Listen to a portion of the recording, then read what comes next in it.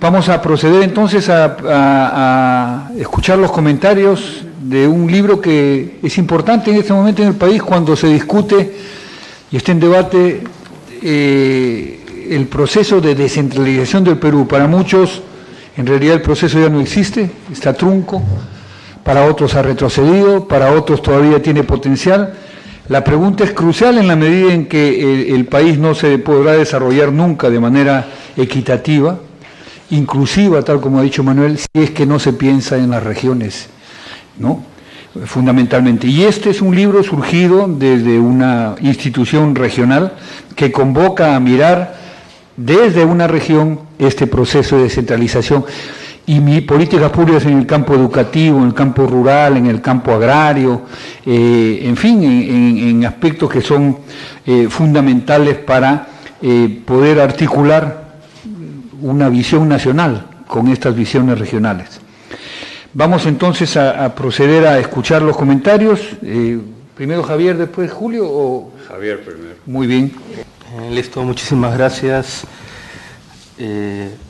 Buenas noches con todos. Realmente un gusto estar con ustedes para presentar este libro. Cuando es la segunda vez que lo presento, o sea, espero que me salga mejor que la primera. En Chachapoy hubo una pequeña presentación del libro y en esa, con motivo de la reunión bienal de Sepia, y en esa oportunidad yo mencionaba que, aunque no lo había terminado de leer, paréntesis, ya lo terminé de leer, era muy evidente la mano de Bruno en el libro. Y reflexionaba entre las diferencias de lo que típicamente es un editor de lo que es un compilador, ¿no? Esto no es una compilación, este es un libro editado, tiene una línea argumental y hay un conjunto de reflexiones que aterrizan en el mundo del desarrollo regional, el desarrollo rural, y con el caso concreto de Piura, pero articula distintos niveles de lo internacional, de lo nacional, de la descentralización y lo regional. Y, como digo, es muy claro que el libro tiene una unidad, a pesar de que cada uno de los artículos puedan haber diferencias argumentales, pero sí se ve un proceso bien interesante donde se ha producido un libro donde el conjunto de las partes es más que cada una individualmente, ¿no? El libro parte de una mirada del contexto internacional y los cambios estructurales de la democracia y la gobernanza política en el Perú. Se ve el marco general en el cual se van a adscribir los procesos de descentralización y los procesos de desarrollo a nivel local.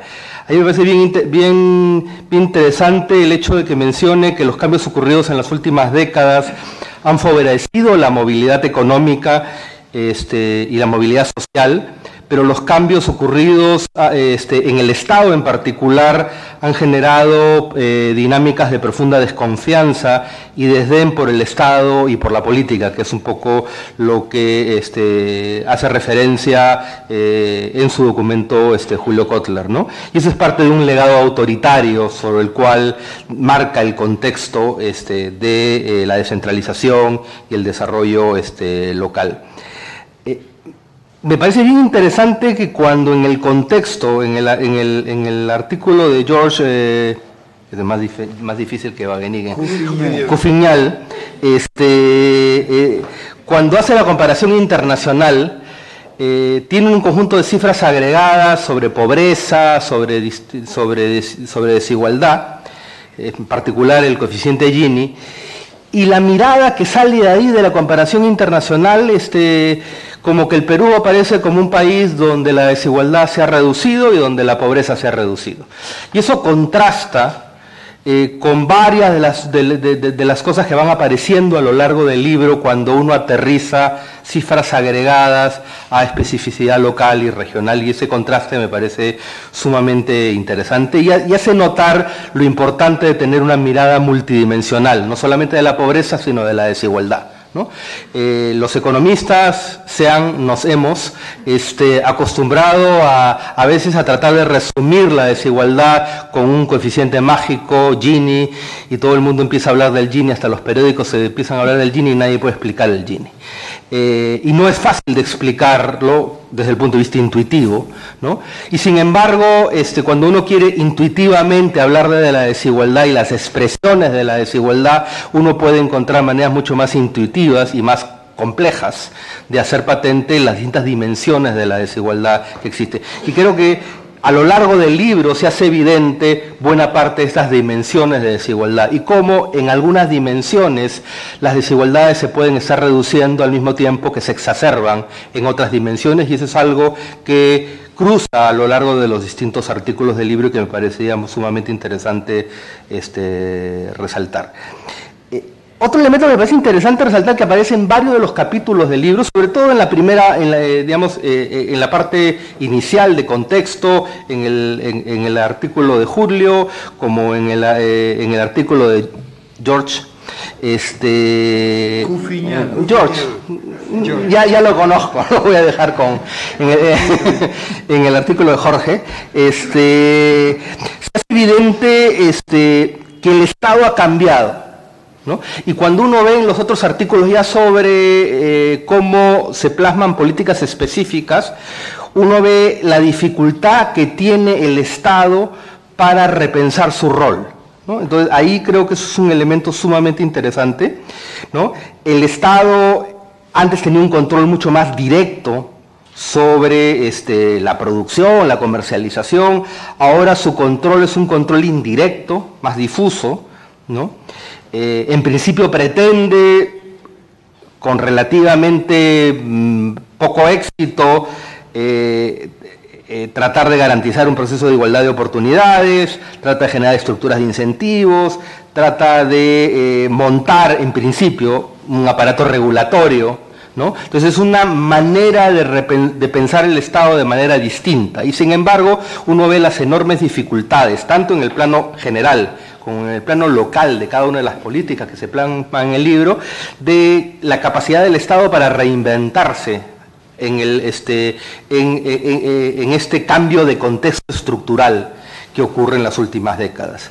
Y creo que ese es un elemento también importante que se hace evidente en el plano global, en el plano nacional, en el plano regional y local, a lo largo de los distintos capítulos del libro. El libro continúa con una mirada a los procesos de descentralización en marcha, ¿no? A las que Bruno tilda como una reforma inconclusa, más que una reforma, fallida, ¿no? Es una reforma que ha tenido algunos aspectos donde se ha marchado y al mismo tiempo una serie de conjunto de áreas pendientes. Y ese es el capítulo del libro donde se aterriza al mundo de las regiones, ¿no? Y Bruno nos dice que pese a sus limitaciones, la descentralización ha abierto un camino, cito textualmente, a la ambición a reorganizar la economía y la política en el Perú desde las regiones y en general de los espacios locales, y ese es un elemento que me parecía sumamente importante, ¿no?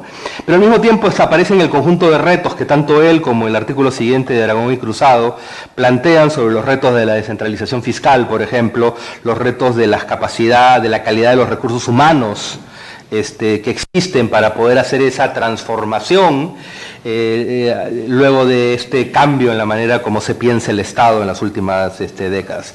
También está el trabajo de Marisa Remy, donde se analiza la gestión del territorio, y Marisa no solamente nos recuerda las profundas desigualdades regionales, ¿no?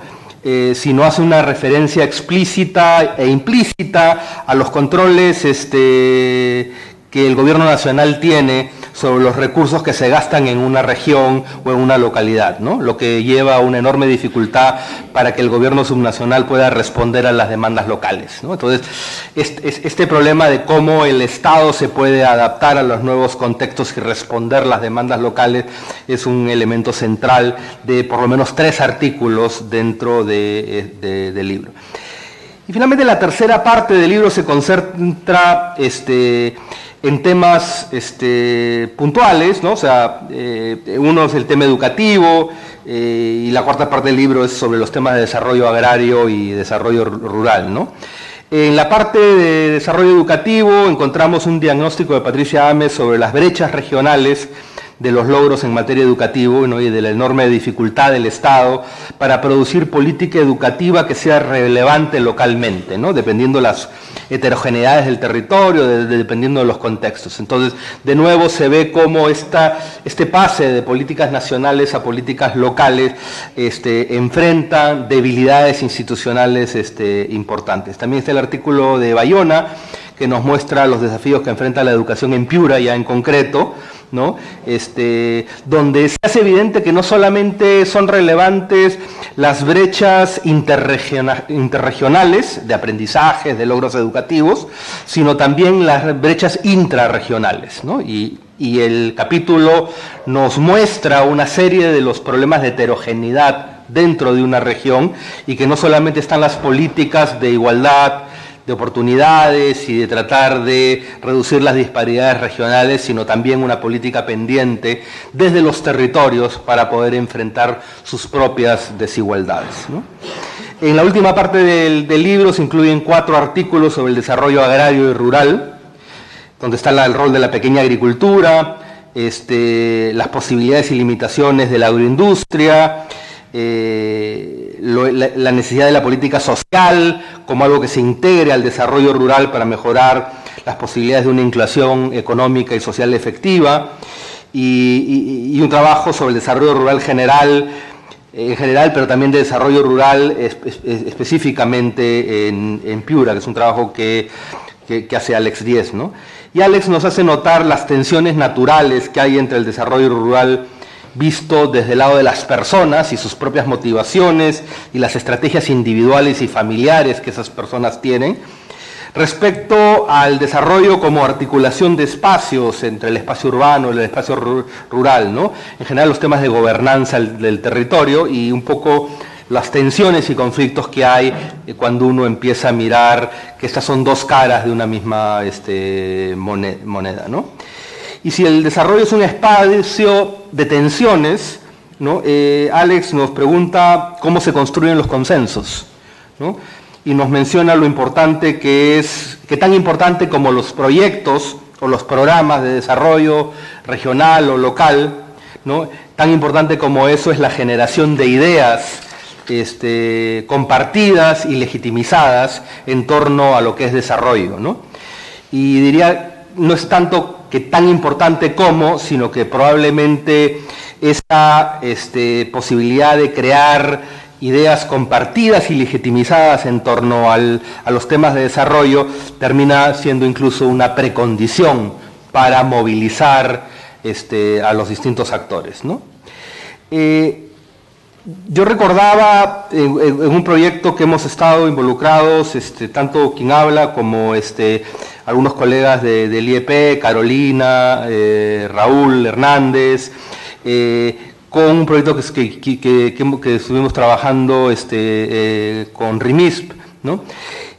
Y me parecía muy interesante el contraste entre ambas experiencias. Este proyecto lo que pretende es tratar de mirar qué características tienen aquellos territorios rurales de América Latina que hayan mostrado crecimiento sostenido, reducción de la pobreza, mayor inclusión social y sostenibilidad ambiental. Notarán que no deben haber muchos,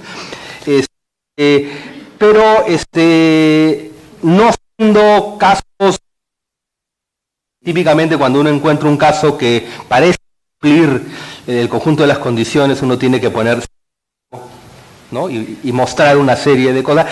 El muestra elementos que me parecía importante compartir y contrastar con lo que plantea el libro. O sea, lo primero era la historia importa, ¿no? En particular las formas en que se expresan las estructuras agrarias y la manera como se gobiernan los recursos naturales es un tema central para ver si es que hay mayores o menores oportunidades para un desarrollo regional que logre ser sostenido, que logre ser equilibrado, que logre ser sostenible desde el punto de vista ambiental y socialmente inclusivo. Casi todas las experiencias más o menos positivas muestran la importancia de la vinculación a los mercados dinámicos y estructuras productivas diversificadas, pero en el mejor de los casos como condición necesaria, pero no con suficiente tamaño como para generar dinámicas importantes. Es muy difícil encontrar casos con alguna posibilidad de crecimiento en las distintas cosas que he mencionado, sin que exista un polo de desarrollo, una ciudad importante dentro del territorio.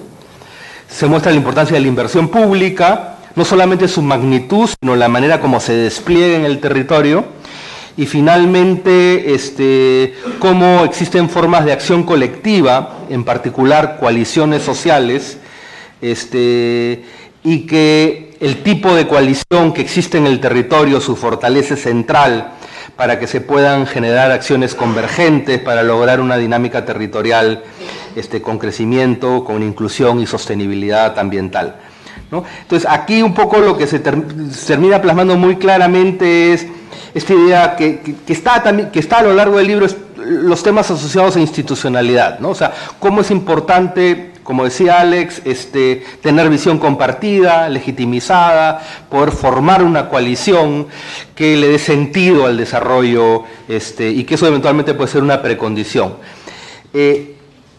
Y eso puede permitir trabajar en áreas tan concretas y centrales para el desarrollo regional de Piura o como de otras regiones del país, como puede ser, por ejemplo, los temas de ordenamiento territorial. O sea, ¿cómo se va a poder hacer ordenamiento territorial si no existe un marco de consensos mínimos, ¿no? Una visión compartida?